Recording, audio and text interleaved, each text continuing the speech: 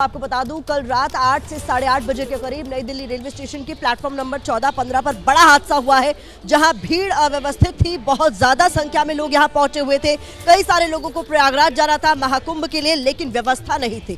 दावे तो बहुत किए जा रहे थे, व्यवस्था नहीं थी और इसी का कारण बना ये बड़ा हादसा, जिसमें 18 लोगों की मौत हो गई है। और जो जानकारी निकलकर सामने आ रही है, जल्दी से आपके साथ साझा कर देती हूँ। बताया जा रहा है कि हादसे में जान गंवाने वालों में 11 महिलाएं शामिल हैं। भगदड़ में बिहार के 9 लोगों की जान गई है। भगदड़ में दिल्ली के 8 लोगों की मौत हुई है। दिल्ली हादसे में हरियाणा की एक महिला की भी मौत हुई है। इसके अलावा मृतकों के परिजनों को लेकर मदद का ऐलान भी कर दिया गया है। मृतकों के परिजनों को 10-10 लाख के मुआवजे का ऐलान किया गया है। तो वहीं गंभीर रूप से घायल लोगों को 1 लाख की मदद का दावा भी किया जा रहा है कि दिया जाएगा।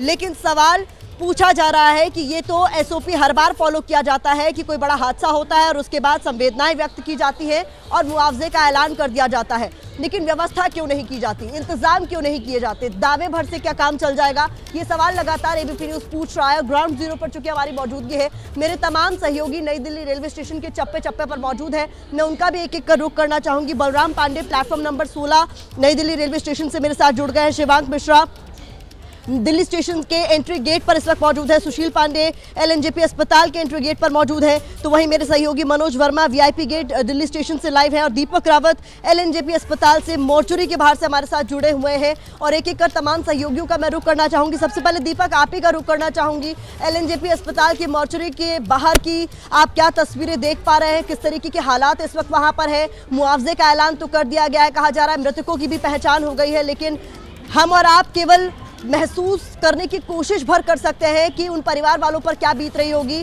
जो कल यहां नई दिल्ली रेलवे स्टेशन पर मौजूद थे और कहीं जाने की कोशिश कर रहे थे।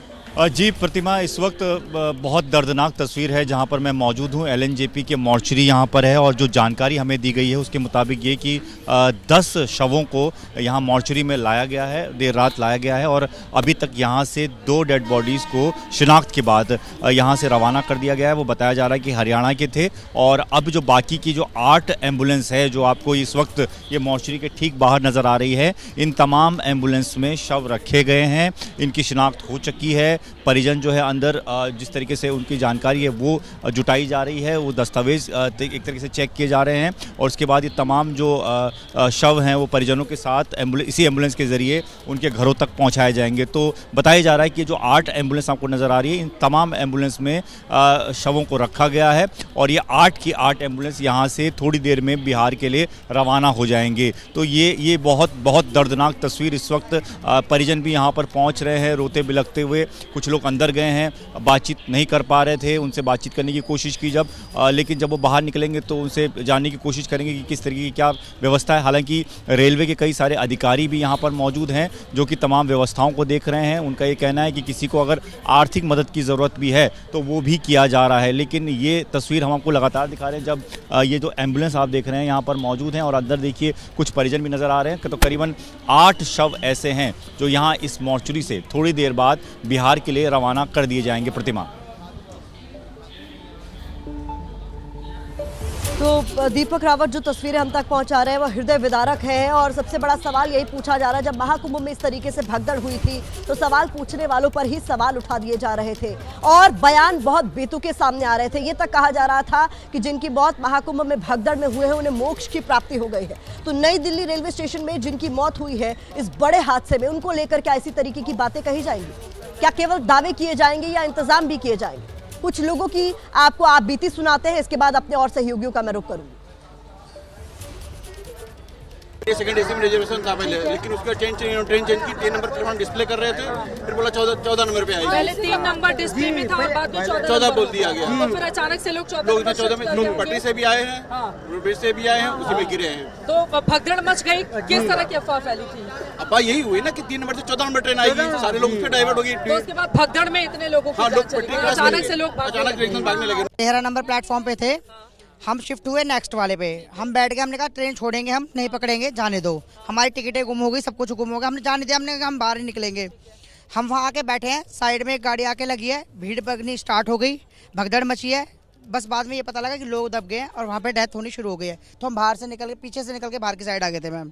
ये 8:30 बजे के बाद की घटना है जब शिवगंगा एक्सप्रेस पास हो गई थी। मैम भगदड़ मचने का कारण है कि उधर से जो ट्रेन आई ना, वो ट्रेन रुकी इधर से पब्लिक का जाम होने के कारण ये भगदड़ हुआ है। उस समय कितने लोग थे? दोनों ही ट्रेनों के लोगों की मौजूदगी थी, कितने लोग थे? मैम तो अभी तो मैं काउंटिंग नहीं कर सकता हूँ कितना है, लेकिन बट मैं ये बता सकता हूँ कि आपको यहाँ मैं अपने आंखें से देखा हूँ कि यहाँ जो भी मदद किया है कुली और उसके बाद जो भी 1-2 जैसे हम लोग जैसे जवान लड़के हैं, हाँ, मतलब रेलवे प्रशासन की ओर से कोई मदद नहीं मिली। 14 नंबर प्लेटफॉर्म पे कुछ इतनी भीड़ मची हुई थी, 2-3 ट्रेनों के लेट होने की संकेत मिले थे, अनाउंसमेंट हो रहा था। उसके बाद में कुछ यह हुआ कि 2-3 महिलाएं सीढ़ी से फिसली और उसके बाद कई महिलाएं वहां दब गई हैं और उसके ऊपर से पब्लिक निकलती चली।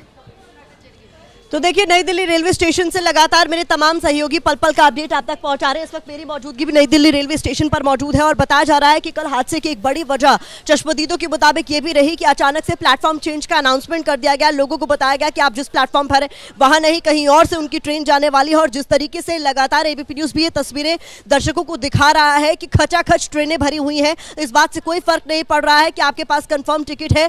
जिनकी टिकटें कंफर्म नहीं हुई है वो भी ट्रेन में दाखिल होने की कोशिश कर रहे हैं। हालात ऐसे हो गए हैं ट्रेन के अंदर कि बाथरूम तक में लोग बैठकर सफर करने को मजबूर हैं। और देखिए, जब कल अनाउंसमेंट हो रहा था ये चश्मदीद भी कई सारे लोग बता रहे थे कि एस्केलेटर्स रेलवे स्टेशन के काम नहीं कर रहे थे और ये एक ऐसा एस्केलेटर है जो यहां से नीचे जाने के लिए इस्तेमाल होता है। लेकिन यहां देखिए, please do not use this escalator, maintenance in progress का यहां पर एक बोर्ड चस्पा कर दिया गया है। और ये हालत सिर्फ यहीं की नहीं है, 2 सीढ़ियां आगे जो एक और प्लेटफॉर्म है जो एग्जिट गेट की तरफ है, वहां पर भी एस्केलेटर काम नहीं कर रहा है, वो भी अंडर मेंटेनेंस है।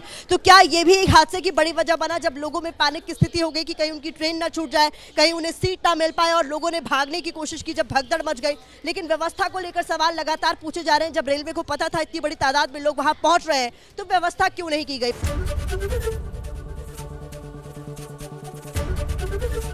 एबीपी गंगा, खबर आपकी, जुबान आपकी।